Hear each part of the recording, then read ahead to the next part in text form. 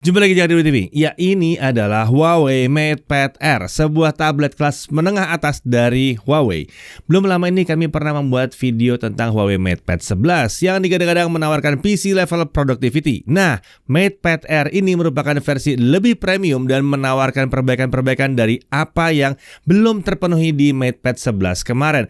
Plus, diharapkan dia mampu menjadi standar baru tablet di kelas harganya.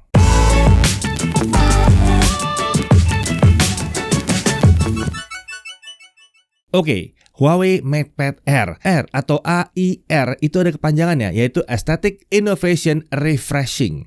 Kalau kata Huawei, tablet ini membawa desain yang stylish, terobosan baru, dan kombinasi software serta hardware yang khas. Kita lihat dulu dari isi paket penjualannya. Paket pembeliannya sangat lengkap ya. Selain tablet, kita juga dapat keyboard case versi slim.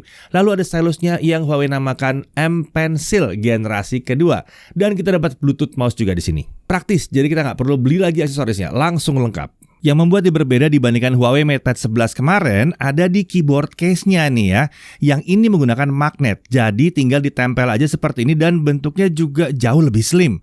Koneksi keyboardnya menggunakan pogo pin. Bagian keyboard dan belakang case-nya detachable atau bisa dicopot seperti ini. Menariknya, ketika sudah connect, keyboard ini tetap bisa digunakan tanpa harus nempel ke pogo pin-nya karena dia udah langsung connect via Bluetooth, jadi lebih fleksibel aja. Untuk isi box tabletnya sendiri standar, ada tablet tanpa screen protector, lalu ada kabel USB Type-C, ada charger 40 watt, masih ada chargernya dong di sini ya. Ya tentunya charger tidak perlu dibeli terpisah. Untuk tabletnya sendiri seperti ini desainnya ya, hitam polos, ada juga varian warna lain yang warna silver. Bobotnya sekitar 511 gram dan jika digabungkan dengan case dan stylusnya bobotnya menjadi total 900 gram. Masih lebih ringan dibandingkan rata-rata laptop di kelas harganya yang biasa sekitar 1,2 kg. Layarnya berukuran 11,5 inci, resolusi 2,8K dengan aspek rasio lebar 3:2. Aspek rasio seperti ini membuat konten lebih banyak dimuat di layarnya ini, seperti baris artikel lebih banyak atau kalau kerja di Excel, row-nya jadi lebih panjang. Color gamut P3 dan refresh rate-nya up to 144Hz dipadukan teknologi dynamic refresh rate yang bisa naik turun dari 30 sampai 144Hz. Untuk konsumsi konten sudah sangat asik, ditambah lagi ada 4 speaker di sini. Jadi lebih mantap lagi. Untuk kerja scrolling 144Hz ini memberikan pengalaman yang mulus sekali. Ukurannya yang besar membuat pengalaman multitasking buka beberapa apps sekaligus juga jadi asik. Untuk Netflix sudah Wi-Fi L1. Untuk aplikasi nonton video seperti WeTV, Video, iQIYI, semua jalannya normal. Dipadukan dengan quad speaker, tablet ini memang memberikan pengalaman entertainment yang mantap. Ada sebuah fitur canggih yang biasanya hanya kita temukan di tablet kelas flagship, yaitu fitur display out via USB port-nya. Di sini sekarang bisa. Jadi misalnya mau share presentasi ke layar lebih besar, bisa nih. Kalau di MatePad 11 kemarin kan belum bisa.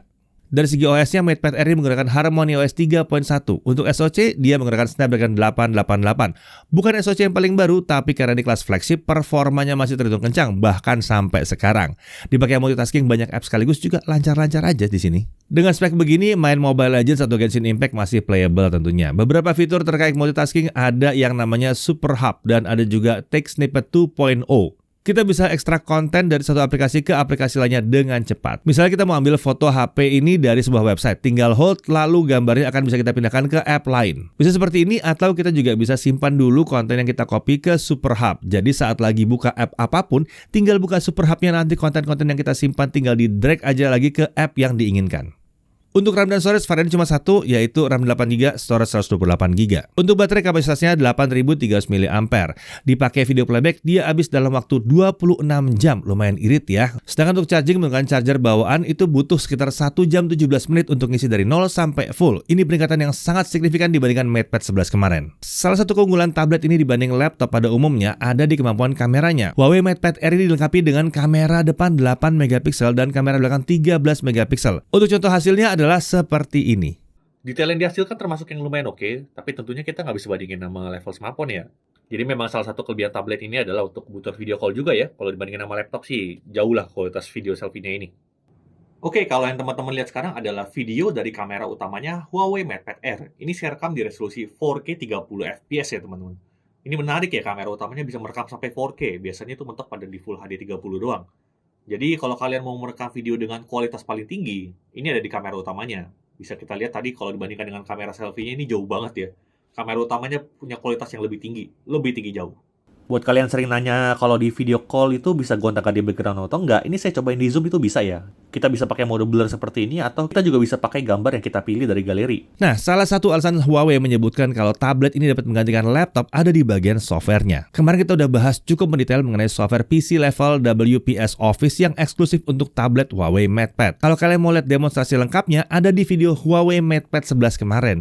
Di sini mungkin kita akan menjawab beberapa pertanyaan umum mengenai si WPS ini. Pertama, bisakah PC level WPS Office menginstal font baru? Di file, klik penyimpanan internal, buka folder PC Engine dan salin ke folder .fonts di folder PC Engine. Lalu bagaimana prosedur mencetak dokumen? Versi PC WPS saat ini tidak mendukung pencetakan langsung. Kita perlu menyimpan file, lalu membuka dan mencetaknya dengan versi mobile WPS dari file management. Kemudian, apakah kita bisa membuka Excel, Word, atau PowerPoint secara split screen? Untuk split screen yang full kiri kanan sayangnya belum bisa. Di sini juga belum bisa Windows Snap, di mana biasanya kita bisa geser Windowsnya ke pojok, nanti Windowsnya otomatis split screen sendiri. Alternatifnya kita baru bisa menggunakan floating Windows kiri kanan seperti ini. Selain itu, window-window dari dokumen ini kita bisa minimize dan bisa kita simpan ke icon kecil di samping seperti ini.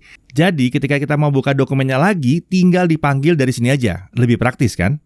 Selain untuk Office, dengan tablet layar sebesar ini juga memudahkan kita untuk editing video. Aplikasi editing video yang sering kami gunakan adalah CapCut, dan menariknya app ini sudah tersedia di App Gallery. Dipadukan dengan M Pencil generasi kedua, bikin proses editing jadi lebih presisi dan mudah dalam mengedit timeline. Terkait GMS, di sini memang belum bisa jalan native ya. Huawei memberikan solusi untuk sebagian app bisa pakai Quick Apps atau dari browser seperti misalnya YouTube atau Google Meet. Sedangkan untuk app chat seperti WhatsApp sudah ada di App Gallery dan juga app-app umum lainnya udah tersedia. Pastikan kalian tentukan dulu seberapa terikat kalian dengan ekosistem Google sebelum mengambil tablet yang satu ini dan apakah alternatif yang diberikan sudah mencukupi. Nah, untuk harganya pasti bisa kalian cek di deskripsi, tapi perkiraan ada di 7 jutaan. Untuk pre-order dari 14 Juli sampai 28 Juli 2023.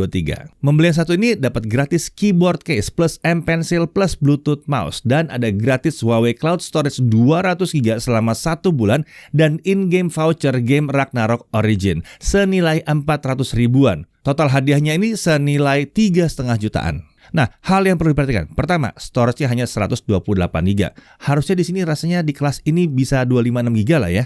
Lalu kemudian tidak ada slot micro SD, jadi pastikan kebutuhan kalian memang cukup dengan 128GB. Atau solusi lainnya mungkin bisa pakai USB OTG atau cloud storage. Kemudian tablet ini Wi-Fi only, lalu tidak ada headphone jack, jadi sarankan pakai yang wireless ya. Kemudian meskipun sebagian app Google udah bisa jalan, tapi kita tetap belum bisa bilang kalau ekosistem berjalan dengan sempurna.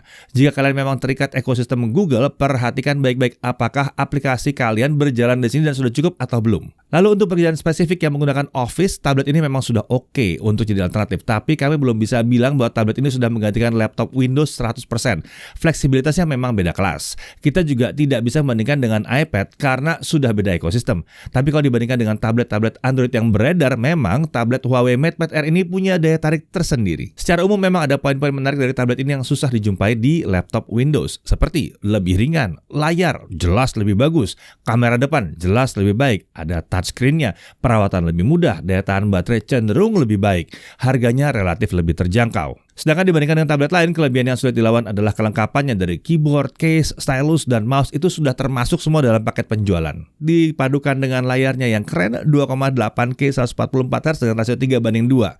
Baterainya juga lebih besar dan awet. Kemudian ada fitur display out yang penting untuk pekerjaan-pekerjaan presentasi yang akhirnya ada hadir di sini. Nah, dipadukan dengan PC level WPS Office yang eksklusif tadi membuatnya semakin mirip dengan bekerja pakai Office di laptop, tapi dengan portabilitas yang lebih tinggi. Saya Didi Irfan, Jakarta TV.